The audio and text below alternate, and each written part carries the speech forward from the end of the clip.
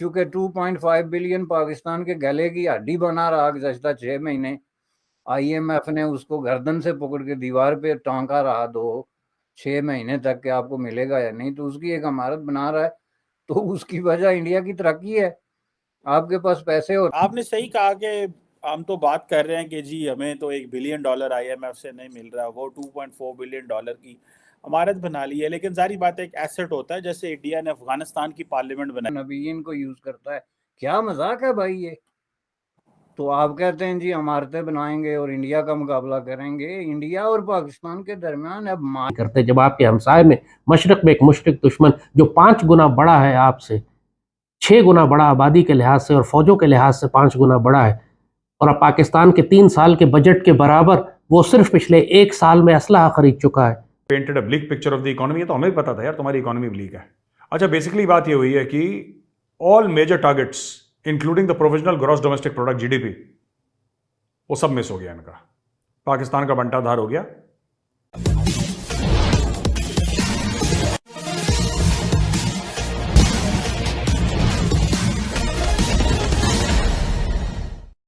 Pakistan 1 billion के लिए IMF के सामने नाके रगड़ रहा है। कर्ज देने के लिए पाकिस्तान को कोई तैयार नहीं। वैसे में 3.5 बिलियन का भारत का नया पार्लियामेंट भवन पाकिस्तान की आंखों में चुभ रहा है। पाकिस्तान के जाने माने रक्षा विशेषज्ञ लाल टोपी ने यहाँ तक कह दिया कि भारत की आर्थिक ताकत के मुकाबले पाकिस्तान ने अगर कुछ नहीं किया तो फिर पाकिस्तान की उल्टी गिनती शुरू हो गई। यही समझो। आगे की चर्चा सुनते हैं। भारत के अंदर एक $2.4 बिलियन की एक नई पार्लियामेंट की बिल्डिंग जो है, जिसमें राज्यसभा और लोकसभा जो है वो, चूंकि 2.5 बिलियन पाकिस्तान के गले की हड्डी बना रहा गुज़श्ता 6 महीने। IMF ने उसको गर्दन से पकड़ के दीवार पे टांका रहा 6 महीने तक कि आपको मिलेगा या नहीं, तो उसकी एक इमारत बना रहा है। तो उसकी वजह इंडिया की तरक्की है।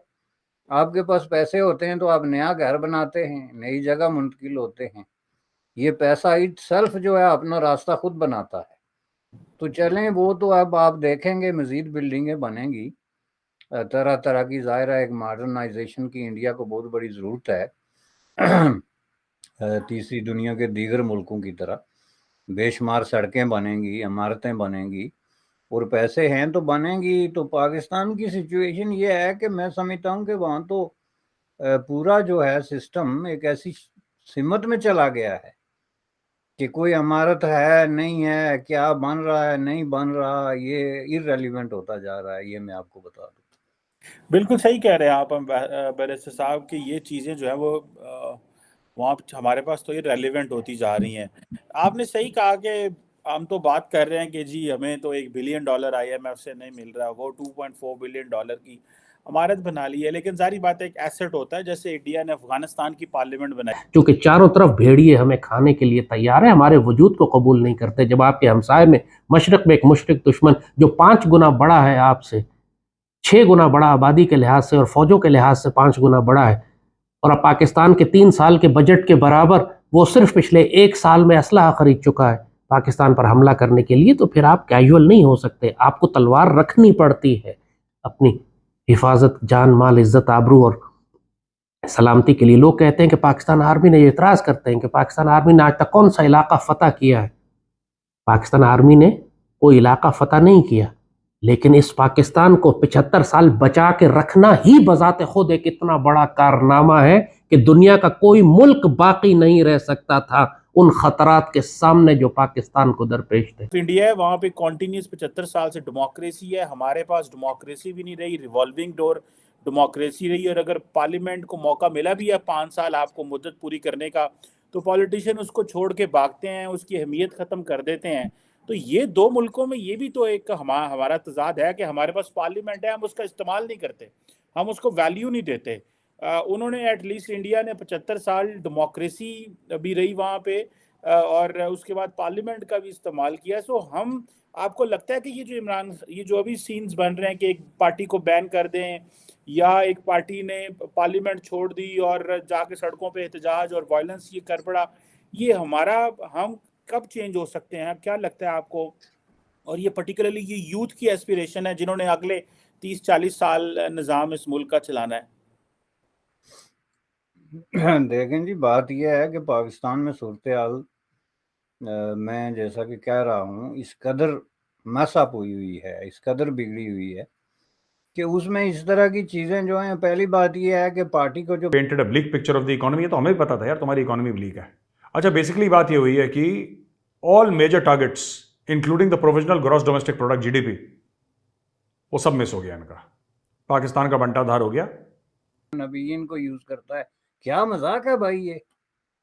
तो आप कहते हैं जी इमारतें बनाएंगे और इंडिया का मुकाबला करेंगे। इंडिया और पाकिस्तान के दरमियान अब माइल्स एंड माइल्स ऑफ जो है वो पड़ गया है एक डिस्टेंस, क्योंकि आपकी सिमतें जो हैं, जब कोई काम अपनी सिमत ही भूल जाए उसको पता ही नहीं। इसीलिए मैं कहता हूँ it's like running like a जो है हेडलेस चिकन जिसको आप कहते हैं, एक उधर भाग रहा है, एक उधर भाग रहा है, किसी को समझ भी नहीं आ रही। जज कुछ कह रहे हैं, फौजी कुछ कह रहे हैं, सिविलियन का को अपना राग है। What is this? इससे ज्यादा जो है केओस और एनार्की की जो सिचुएशन है उसकी आप हिस्ट्री में कोई मिसाल दे ही नहीं सकते। ब्रिस्टो साहब, आप इसे मॉरल डीजनरेशन कहेंगे, ये अखलाकी दिवालियापन हो गया सारी रियासत का, स्टेट इंस्टीट्यूशंस, इंडिविजुअल्स। तो इसका सोल्यूशन क्या होता है ब्रिस्टो साहब? ये तो सारे पढ़े लिखे लोग हैं, अच्छी यूनिवर्सिटियों से, अच्छे घरों के लोग हैं, अच्छे इनके पास रिसोर्सेज थे, इन्होंने हमेशा प्रिविलेज्ड लाइफ गुजारी है। हम ये भी नहीं कह सकते ये कोई अनपढ़ लोग हैं जो ऊपर बैठे हुए हैं। तो ये मॉरल डीजनरेशन जो है, मतलब हाउ कम पाकिस्तान को अब समझ में ही नहीं आ रहा है कि क्या करे। पाकिस्तान अपने तरफ से भारत का विरोध करने के लिए भरपूर कोशिश कर लिया, लेकिन जब जब भारत का विरोध किया तब तब पाकिस्तान को नुकसान ही उठाना पड़ रहा है।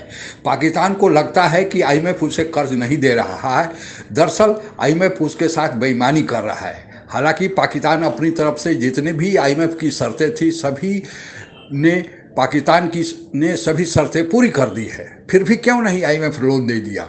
और इसके बारे में कहना यह है कि भारत के इशारे पर आईएमएफ ने कर्जा देना रोक दिया है कि पाकिस्तान को और थोड़ा बद से बदहाल बनाया जाए, फिर पाकिस्तान को पता लगेगा कि पाकिस्तान का भारत विरोध कितना फलदायी पाकिस्तान के लिए साबित हो रहा है। उसी तरह पाकिस्तान एफएटीएफ के ग्रे लिस्ट में 3 बार जा चुका है और सारी शर्तें पूरा हो जाने के बाद भी पाकिस्तान एफएटीएफ में बहुत लंबे समय तक फंसा रहा। पाकिस्तान को तब भी समझ में नहीं आया कि भारत की जो पहुंच है और भारत की आवाज़ है अब कितनी बुलंद हो गई है कि अब कोई भी भारत विरोध करने का सोच नहीं रहा है।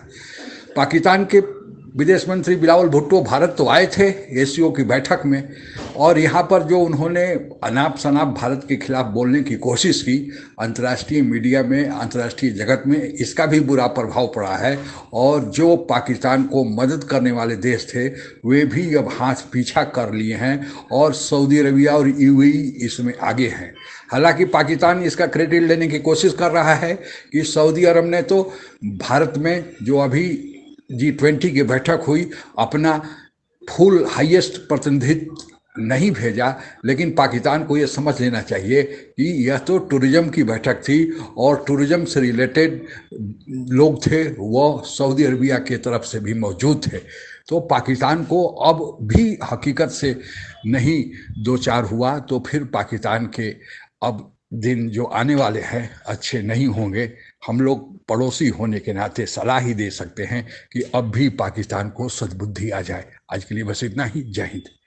आप अगर हमसे जुड़ा रहना चाहते हैं तो कृपया मेरे चैनल को सब्सक्राइब करें तथा बेल आइकन भी दबा दें ताकि नई वीडियो की जानकारी तुरंत आप तक पहुंच जाए।